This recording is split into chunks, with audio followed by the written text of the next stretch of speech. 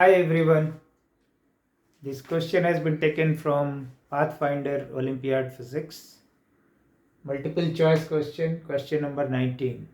The question goes like two balls A and B are simultaneously released on two frictionless inclined planes from the position shown in the figure. तो ये figure दी हुई है. The inclined planes have equal inclinations. Horizontal से equal inclination है inclined planes की.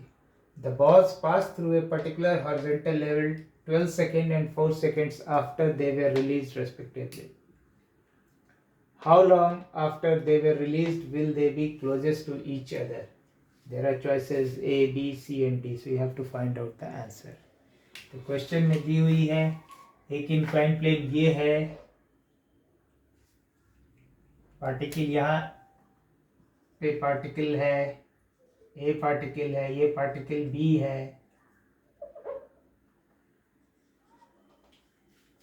B को यहाँ से रिलीज किया गया, बी इस इंक्लाइंड प्लेन पे आ रहा है. ए को यहाँ से रिलीज किया गया, ए इस इंक्लाइंड प्लेन पे जा रहा है. तो अगर इसको इस और ये कह रहा है ए जब रिलीज किया आप 12 सेकंड बाद वो एक हॉरिजॉन्टल लेवल पे पहुंच जाता है following this path. Same way B जो यहाँ से रिलीज की गई है 4 सेकंड में हॉरिजॉन्टल लेवल पे पहुंच जाता है थ्रू दिस पार्ट. दोनों प्लेन का इंक्लिनेशन सेम है. मीन्स ये अगर थीटा एंगल बना रहा है हॉरिजॉन्टल से तो ये भी थीटा एंगल बना रहा है. तो डायग्राम में आप ये दिखा सकते हैं inclination of this plane is theta, this plane is also theta as per question. ठीक है, मैं इसे मार्क कर लेता हूँ. इसे सी, लेट अस से इट सी, लेट अस से इट डी. ओके, यहाँ से जीरो वेलोसिटी के साथ रिलीज किया, इसको भी जीरो वेलोसिटी के साथ, दोनों को सेम टाइम पे रिलीज किया. तो अब हमें निकालना है कि किस समय दोनों ए और बी के बीच में क्लोजेस्ट डिस्टेंस होगा. ठीक है, तो आइए let us try to solve this. यहाँ से आप ये देखिए कि ये एंगल थीटा है, ये एंगल थीटा है. इसको अलग से अगर डायग्राम बना लें और क्लैरिटी,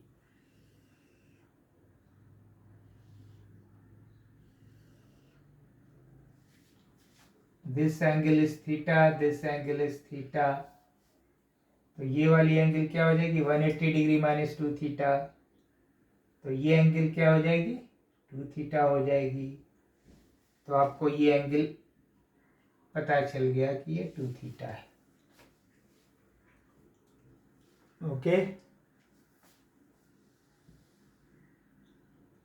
नाउ एक चीज और आपको पता चल गई, क्योंकि ये बी और सी है और डी है.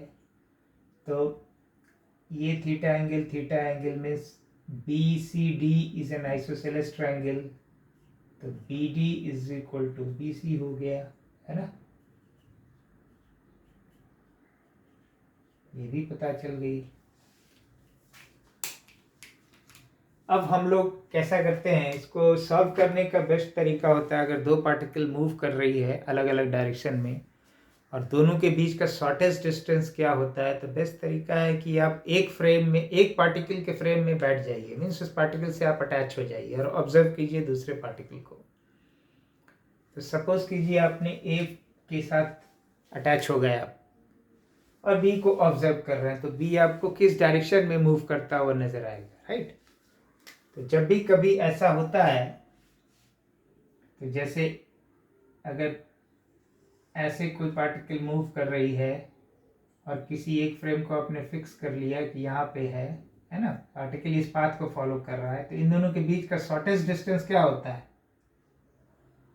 उस पॉइंट जहाँ से आप ऑब्जर्व कर रहे हैं उससे इसके पाथ पे परपेंडिकुलर जो डालेंगे वो शॉर्टेस्ट डिस्टेंस होती है. तो इस कॉन्सेप्ट को यूज़ करने में आसान हो जाएगा. अगर ए के रिलेटिव बी का अगर हम देखते हैं तो हम लिखते हैं इसको कि एक्सेलरेशन ए का, अच्छा एक्सेलरेशन ए का इस डायरेक्शन में क्या होगा, आपको पता है थीटा इंक्लिनेशन पे है, जी वर्टिकल है, तो इस डायरेक्शन में जी साइन थीटा कंपोनेंट होगी ए की।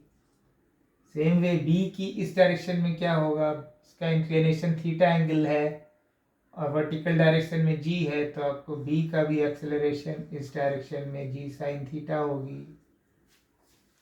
ओके, अब हम लोग लिखते हैं ए के रिलेटिव बी का मोशन को ऑब्जर्व करते हैं। तो acceleration of A in acceleration of B with respect to A, मतलब आपका फ्रेम, आप जो ऑब्जर्वर हैं ए पे बैठे हुए हैं, तो ये आपको मालूम है, इसको ऐसा लिखना पड़ता है A B G minus A G, relative motion में पढ़े होंगे। इसमें क्या होता है, ए बी, इसको रीड कैसे करते हैं, acceleration of B relative to A will be equal to acceleration of B relative to ground minus acceleration of A relative to ground, क्योंकि now you are observing from a frame A जो move कर रहा है ए एक certain acceleration से, ठीक है। तो अब अगर मैं इस डायरेक्शन में यूनिट वेक्टर अगर ए ले लूं और इस डायरेक्शन में बी ले लूं, तो इसको फर्दर हम लोग लिख सकते हैं A B G is G sine theta, B का डायरेक्शन यूनिट वेक्टर हो गई, ये हो गई जी sine theta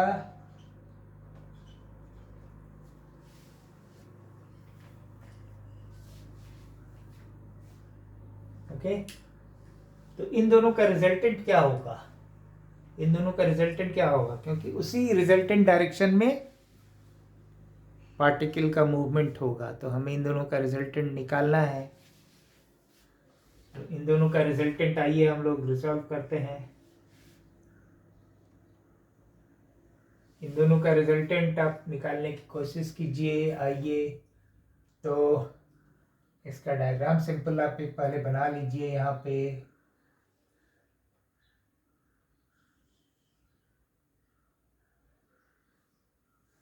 minus g sine theta है, तो minus g sine theta is your this direction, minus g sine theta A है, ठीक है ना। तो इस डायरेक्शन में हो जाएगा माइनस जी साइन थीटा ए वेक्टर। इस डायरेक्शन में क्या होगी, जी साइन थीटा बी वेक्टर दी हुई है। ये एंगल 2 थीटा दिया हुआ है, ये मैग्नीट्यूड सेम है। तो अगर आप पैरेललोग्राम बनाते हैं, इसका डायगोनल जो होगा वो रिजल्टेंट डायरेक्शन होगा। अब ये पैरेललोग्राम में आपको मालूम है कि ये और ये साइड अगर इक्वल है तो diagonal will divide the angle, तो ये एंगल आपको थीटा हो गई और ये एंगल भी थीटा हो गया, ठीक है। अब आपका क्या है, तो इस डायरेक्शन में आपका एक्सेलरेशन क्या हो जाएगा, रिजल्टेंट इस डायरेक्शन में है, तो बेसिकली इसका ये कंपोनेंट प्लस इसका ये कंपोनेंट दोनों सम हो जाएगा। इसको इसको क्या दे दिया जाए, अगर बी है और इसको सी दिया हुआ, डी दिया हुआ, चलिए ई कह लेते हैं, बी ई कह लेते हैं। तो बी ई डायरेक्शन में आपको रिजल्टेंट मिल गई। रिजल्टेंट का वैल्यू क्या हो गया, g sine theta cos theta, है ना। इसका ये कंपोनेंट, इसका g sine theta into cos theta, ये आपको ए बी ए का मैग्नीट्यूड मिल रहा है, ठीक है, ये जो निकाला है। सो ये 2g sine theta into cos theta हो गया, ओके फाइन। तो ये आपने निकाल के रख ली। अब क्या है, कि आपको इस रिजल्टेंट डायरेक्शन में ये एक्सेलरेशन मिल गया है, ठीक है ना। और ठीक है, तो आपको ए के रेस्पेक्ट में बी आपको इसी डायरेक्शन में मूव करता हुआ नजर आएगा। ओके, तो अगर आप ये भी दी हुई है इसमें कि बी से डी पहुंचने में 4 सेकंड लगता है, ए टू सी पहुंचने में 12 सेकंड्स लग रहा है, क्वेश्चन में दी हुई है, तो आइए उससे भी हम लोग इवेलुएट कर लेते हैं। ए सी को अगर आप लिखेंगे तो कैसे लिखेंगे, उस डायरेक्शन में ए पार्टिकल का एक्सेलरेशन क्या है, जी साइन थीटा है, इनिशियल वेलोसिटी 0 है, तो उसका जो डिस्टेंस होगा वो जी साइन थीटा इंटू यहाँ से यहाँ पहुंचने में 12 सेकेंड्स लग रहा है, तो T square is 12 square. Then B D आप निकाल लीजिए, बी डी ये क्वेश्चन में दी हुई है, इस इंफॉर्मेशन से आप ये आ गई। अब यहाँ पे क्या है, ये आइसोसेलेस ट्रायंगल है, बी डी और ए सी इक्वल है, तो हमको ए बी निकल आएगा, है ना। तो ए बी अगर आप निकालेंगे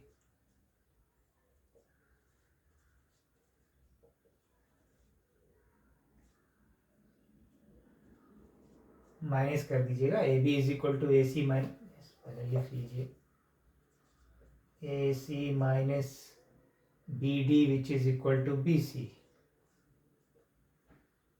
ठीक है, इंटू 128 आएगा। देखिए 12 माइनस 4 इज 8, 12 प्लस 4 16, ठीक है ना, तो 16 इंटू 8 128 by 2, तो this will be 64 ji sine theta. ये हो गई आपको ए बी, तो ए बी आपको निकल गया। अब आइए आप ट्रायंगल बना लीजिए, ये आपका फ्रेम, सिंस आपने अपने फ्रेम ए के साथ अटैच किया हुआ था, आपका ए पॉइंट वहीं रह जाएगा, राइट।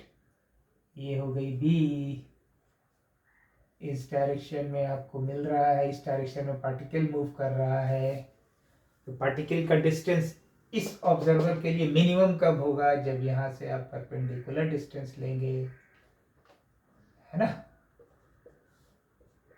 ए एफ, ये एंगल क्या है, थीटा एंगल है, वही थीटा एंगल है यहाँ पे,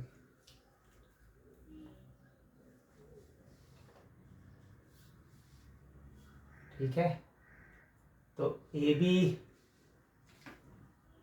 बी का cos theta will be A F अगर आप लिखेंगे तो क्या लिखेंगे, ए बी कॉस थीटा, और ए सॉरी ए एफ क्या लिखना है, ए बी कॉस, सॉरी ये बी एफ, ये वाला डिस्टेंस पे हम इंटरेस्टेड है ना, बिकॉज इस डायरेक्शन में हमें रिजल्टेंट एक्सेलरेशन मालूम है, तो उस डायरेक्शन में टी टाइम के बाद हम बोल रहे हैं कि मिनिमम डिस्टेंस हो जाता है, तो टी टाइम पे यहाँ पहुँचा है जब ये परपेंडिकुलर हो जाता है, एफ का पोजीशन ए के रेस्पेक्ट में जब ये लाइन खींचेंगे तो परपेंडिकुलर लाइन, राइट। तो B F is equal to A B cos theta हो गई। अब बी एफ क्या है, बी एफ क्या है, इस डायरेक्शन में पार्टिकल ने स्टार्ट किया, इनिशियली तो 0 था दोनों का वेलोसिटी, अब इसके रेस्पेक्ट में ये जो मूव कर रहा है वो इस एक्सेलरेशन के साथ वो मूव कर रहा है इस डायरेक्शन में, तो वो आप लिख दीजिए half a t square, initial 0 है इसलिए ये हो जाएगी 2g sine theta into cos theta into t square, ठीक है, क्योंकि एक्सेलरेशन हो गया half a t square, half into a into t square is equal to B F is equal to A B cos theta, A B cos theta आपको 64 जी sine theta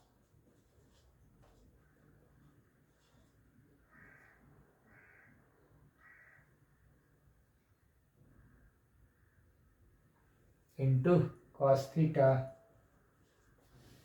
तो देखिए sine theta और cos theta आपका चला गया, ठीक है, G से G आपकी कैंसिल हो गई, 2 से 2 कैंसिल हो गया, तो लेफ्ट साइड में आपको बच गई टी स्क्वायर और इस तरफ बच गई 64, इसलिए T will be 8 second. So 8 seconds after the release, both the particles will be at closest distance. तो ये आपका आंसर हो जाएगा. तो आंसर आपका 8 seconds option B correct answer है.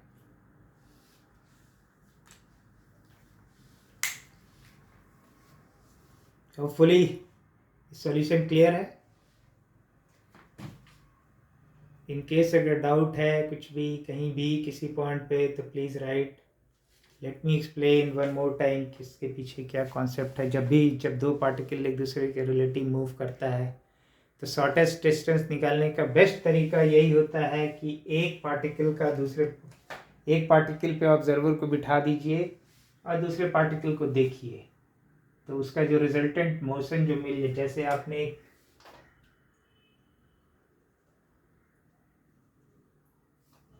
अगर ये इधर मूव कर रहा है एक पार्टिकल और एक पार्टिकल इस तरफ मूव कर रहा है, ठीक है, तो इस वाले पार्टिकल पे या इस वाले पार्टिकल पे एक ऑब्जर्वर को बिठा दीजिए तो वो पॉइंट फिक्स हो जाएगा. तो मान लिया मैंने इस पे बिठाया, ठीक है, तो इस पे अगर बिठाया आपने तो और वो इस पॉइंट पे स्टार्ट लिया था यहाँ पे, तो मैं इस पॉइंट को ले लिया, ठीक है. इन दोनों का जो भी रिलेटिव वेलोसिटी मिला मुझे, मान लिया कि वो रिलेटिव वेलोसिटी कुछ ऐसा मिला, मतलब ऑब्जर्वर को ये पार्टिकल इस डायरेक्शन में मूव करता हुआ नजर आ रहा है, तो ये पाथ को वो फॉलो कर रहा है. तो इस ऑब्जर्वर के लिए ये पार्टिकल का शॉर्टेस्ट डिस्टेंस क्या होगा, वहां से परपेंडिकुलर डिस्टेंस होगा. वही चीज हम लोगों ने यूज किया है यहाँ पे. Thank you. In case of any problem, please do write in the comment box. I will explain further. It's a very good question.